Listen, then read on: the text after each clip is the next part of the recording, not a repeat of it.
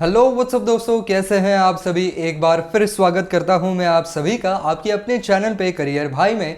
दोस्तों, आज हम यहां पर बात कर रहे हैं कि फिनलैंड के अंदर अगर आपको काम करना है, फिनलैंड एक यूरोपियन यूनियन वाली कंट्री है, तो इसके अंदर अगर आपको काम करना है तो कौन से तरीके के वर्क परमिट लगेंगे और दूसरे परमिट कौन से लगते हैं, इसके बारे में बात करेंगे। साथ ही साथ कौन से कागजात लगने वाले हैं, इसके बारे में भी ज़रूर बात करेंगे। लेकिन आगे बढ़ने से पहले अगर आप इस चैनल पर नए हैं, अब तक आपने सब्सक्राइब नहीं किया हुआ है, तो दोस्तों इंतज़ार किस बात का कर रहे हैं आप। चैनल को फटाफट सब्सक्राइब कर दीजिए ताकि आप ऐसे ही नए नए वीडियो सबसे पहले देख सकें। तो चलिए दोस्तों शुरू करते हैं। तो दोस्तों, यहाँ पर 3 सबसे मेन टाइप के वीसाज मिलते हैं काम से रिलेटेड। सबसे पहला है आपका बिजनेस वीसा, फिर आता है आपका resident permit for self employment, और तीसरा जो है वो है resident permit for an employed person. तो बिजनेस वीसा जो है वो आपका 90 डेज के लिए वैलिड रहता है। आप 90 दिन तक यानी कि 3 महीनों तक फिनलैंड के अंदर रह सकते हैं। लेकिन इन 3 महीनों के अंदर आपको वहाँ पर किसी भी बिजनेस एक्टिविटी में हिस्सा लेने की परमिशन वहाँ पर नहीं मिल पाती है।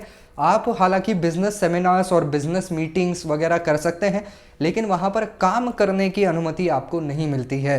दूसरा फिर आता है आपका resident permit for self employment. तो इसके अंदर वो इंडिविजुअल्स आते हैं जो कि आपके कंपनी के अंदर काम करते हैं या कोई प्राइवेट एंटरप्रेन्योर्स हैं। इसके अलावा आपके अगर पार्टनर्स हैं, इसके अलावा बात की जाए तो किसी कोऑपरेटिव फर्म के मेंबर्स हैं, तो ऐसे लोग इस टाइप के वीसा के लिए अप्लाई कर सकते हैं। और आपका जो है वो वहाँ पर रजिस्ट्रेशन भी होगा ट्रेड रजिस्टर के अंदर, जो कि national board of patents and registration यहाँ पर होता है। और उसके बाद ये रजिस्ट्रेशन होने के बाद ही ये परमिट जो है वो आपको दिया जाता है। फिर आखिरी जो सबसे कॉमन वाला है वो आता है resident permit for an employed person. तो ये टाइप का जो वीसा है वो बहुत सी कंपनीज अपने एम्प्लॉयज़ के लिए स्पॉन्सर करती है, क्योंकि वो उन वर्कफोर्स को अपने कंपनी में काम पर लगाना चाहती है। तो इसके लिए ये वीसा जो है वो जनरली दिया जाता है। इसके अंदर भी 3 सब टाइप्स आते हैं।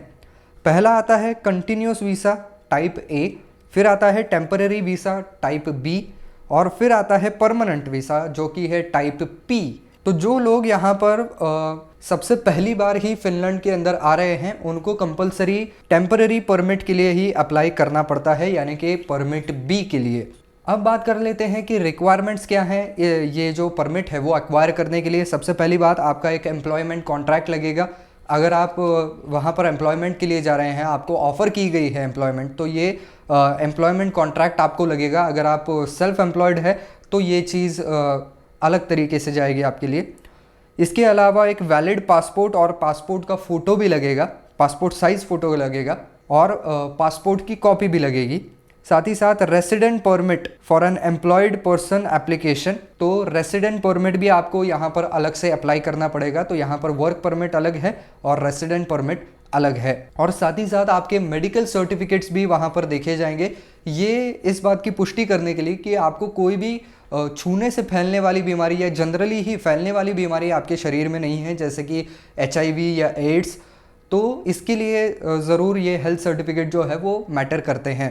तो इसकी पूरी फिर प्रोसीजर कैसे होती है, तो सबसे पहली बात, जो एम्प्लॉयमेंट जिनको ऑफ़र की जाती है उनके पास उनका एम्प्लॉयमेंट कॉन्ट्रैक्ट होना चाहिए। तो सबसे पहले एम्प्लॉयमेंट ऑफ़र की जाती है, फिर कॉन्ट्रैक्ट बनता है, फिर दोनों के साइन उसके ऊपर होते हैं, और फिर आप जो है वो अप्लाई कर सकते हैं। लेकिन उसके लिए पहले रेसिडेंट परमिट के लिए अप्लाई करना पड़ेगा।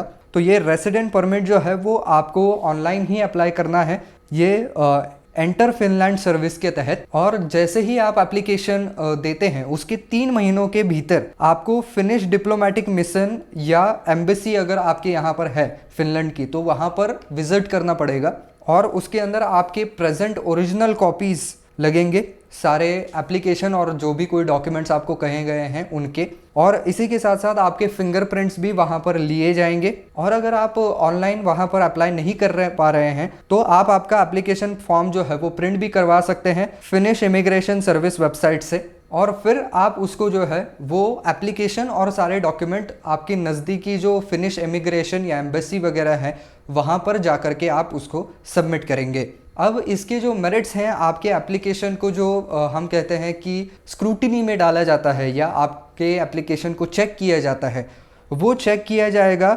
Employment and economic development office की तरफ से।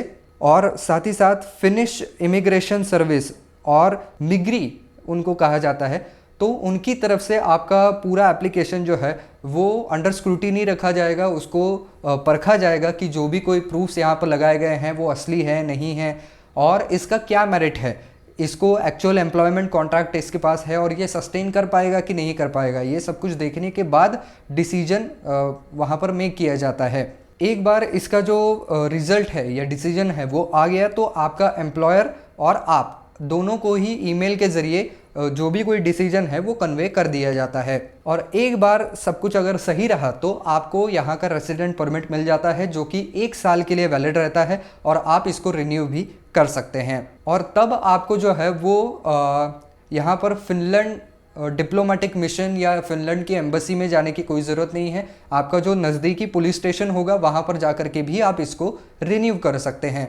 और एक बार ये परमिट आपको मिल गया, आपने इसको रिन्यू कर लिया 5 साल तक, तो 5 साल के बाद जो है आप वहाँ का परमानेंट रेसिडेंटशिप के लिए अप्लाई कर सकते हैं।